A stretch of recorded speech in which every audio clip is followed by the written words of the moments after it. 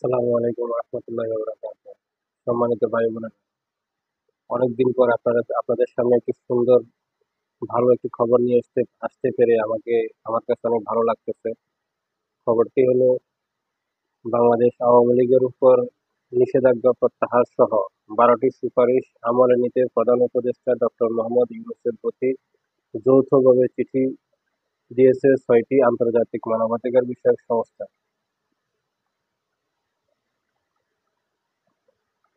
সেই সাথে তারা অন্তর্বর্তীকালীন সরকারের মৌলিক স্বাধীনতা পুনঃপ্রতিষ্ঠা, আইন সংস্কার, মানবাধিকার লঙ্ঘনের ঘটনা সমূহের প্রতি জোর জোর দিয়েছে। হিউম্যান রাইটস ওয়াচের নিজস্ব ওয়েবসাইটে এই খোলা চিঠি প্রকাশ করা হয়। যে 12টি সুপারিশ আমলে নেওয়ার জন্য সরকারের উদ্দেশ্য তুলে ধরা হয়েছে সেগুলো হলো: জবাবদিহিতা, বিচার ও নিশ্চয়তা, নিরাপত্তা খাতে সংস্কার, অপরাধ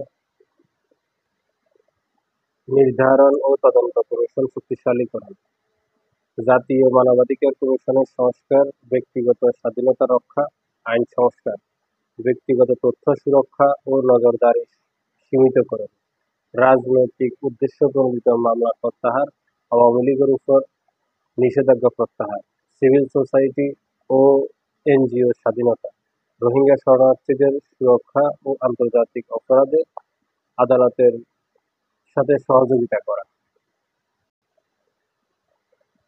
এতে স্বাক্ষরকারী সংস্থাগুলো হলো: সিভ্যাক্স, Committee to Protect journalist, Fortify Rights, Human Rights Watch, Robert F Kennedy Human Rights এবং টেক গ্লোবাল ইনস্টিটিউট।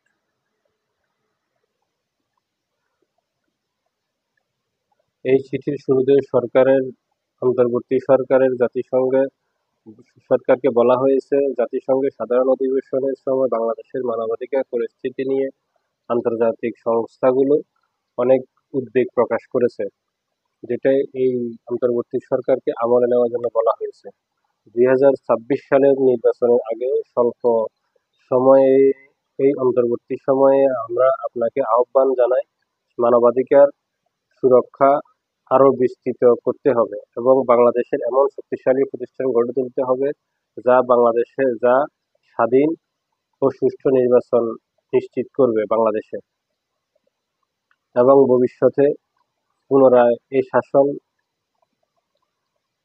অব্যাহত থাকবে।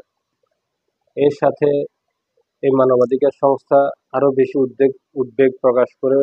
উদ্বেগ লক্ষ্য করেছে, নিরাপত্তা খাতে এখনো কাঠামোগত সংস্কার হয়নি এবং আইন শৃঙ্খলা বাহিনীর অনেক সদস্য জবাবদিহির আওতায় আনা হয়নি।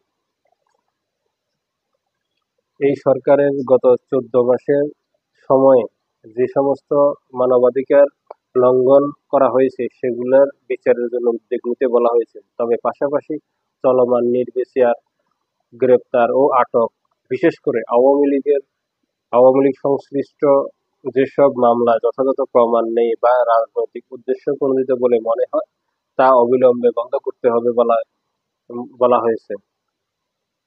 চিঠিতে আরও বলা হয়েছে, জাতিসংঘের রোহিঙ্গা বিষয়ক উচ্চ পর্যায়ের সম্মেলনে আপনি বলেছেন, রোহিঙ্গা সংকটের একমাত্র সমাধান হচ্ছে স্বদেশ প্রত্যাবর্তন এবং তাৎক্ষণিক পদক্ষেপ নিতে হিসাবে নতুন আগত শরণার্থীদের ফিরিয়ে দিতে হবে। রোহিঙ্গা দীর্ঘদিন ধরে তাদের স্বদেশ ফিরে যাওয়ার আশঙ্কা প্রকাশ করে এসেছে, কিন্তু 2024 সালের শেষের দিকে বাংলাদেশে প্রায় 1.5 লক্ষ রোহিঙ্গা অবৈধভাবে অনুপ্রবেশ করেছে। সেটার জন্য বাংলাদেশের সীমান্তকে আরো বেশি শক্তিশালী করার জন্য বলা হয়েছে। আচ্ছা, এখন আমরা দেখি যে যে যে 12টি সুপারিশ করা হয়েছে সেগুলো কি কি।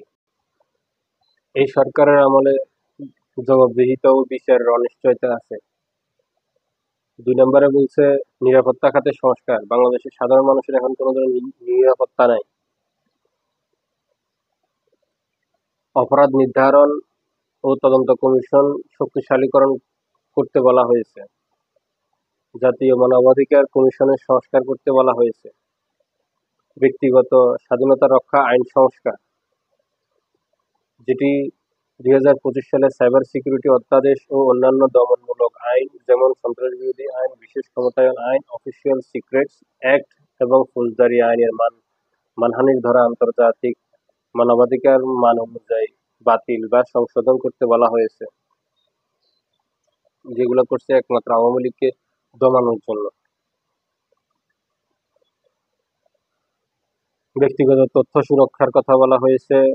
মত প্রকাশের স্বাধীনতা বাংলাদেশে এখন নেই, সাংবাদিক সুরক্ষা নেই, সে কথা বলা হয়েছে।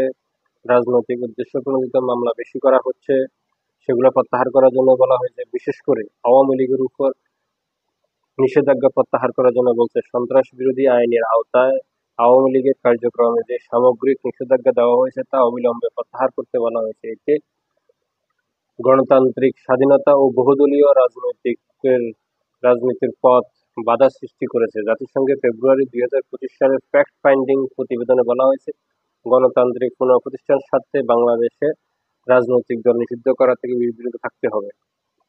সিভিল সোসাইটি ও এনজিও স্বাধীনতা কথা বলা হয়েছে। রোহিঙ্গা শরণার্থী সুরক্ষার কথা বলা হয়েছে। আন্তর্জাতিক অপরাধ আদালত আইসিসির সঙ্গে সহযোগিতা করার জন্য বলা হয়েছে। যদি বাংলাদেশে আইসিসি থেকে কোনো অভিযুক্ত থাকে কেউ, তাহলে তাকে সেখানে তাদের হাতে হস্তান্তর করার জন্য বলা হয়েছে। তো বুঝে যাইতেছে শুধু মোহাম্মদ ইউনূস অনেকটি চাপে আছেন, খুব দ্রুত ওনার ক্ষমতা সরে যাবে। তো আজকের জন্য এতটুকু। ধন্যবাদ সবাইকে। লাইক সাবস্ক্রাইব করতে ভুলবেন না। আসসালামু আলাইকুম ওয়া রাহমাতুল্লাহি ওয়া বারাকাতুহু।